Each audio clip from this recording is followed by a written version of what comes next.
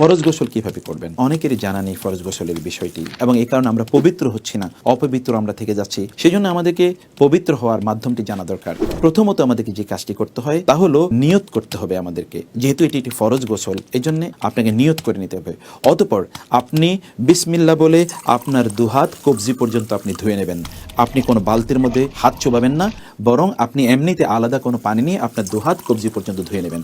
অতঃপর বাম হাত দিয়ে আপনার লজ্জাস্থান খুব ভালো করে আপনি সাবান দিয়ে ধুয়ে নেবেন, এবং যত জায়গায় অপবিত্রতা লেগে আছে সবগুলো জায়গায় ভালো করে ধুয়ে নেবেন। তারপর আপনি অজু করবেন, যে অজু আপনার করা দরকার সলাতের জন্য, এবং এই ক্ষেত্রে নাক এবং আপনার গলার ভিতরে পানি দেওয়া, অর্থাৎ আপনার কুলি করা, এই দুটো জিনিস আপনাকে নিশ্চিত করতে হবে। তারপর আপনি কোষ বন্দি করে 3 বার পানি মাথায় দেবেন, এবং চুলের প্রতিটি গোড়ায় যেন পানি ঢুকে যায় এটি আপনি নিশ্চিত করবেন। তারপর 3 বার পানি দেবেন আপনার ডান দিক থেকে, এবং আপনার বাম দিকে আপনার 3 বার পানি দেবেন। এভাবে গোটা শরীরটি ধৌত করে সর্বশেষে আপনার পাটি আপনি ধুয়ে নেবেন। এর মাধ্যমে আপনার ফরজ গোসল সম্পাদিত হয়ে যাবে ইনশাআল্লাহ।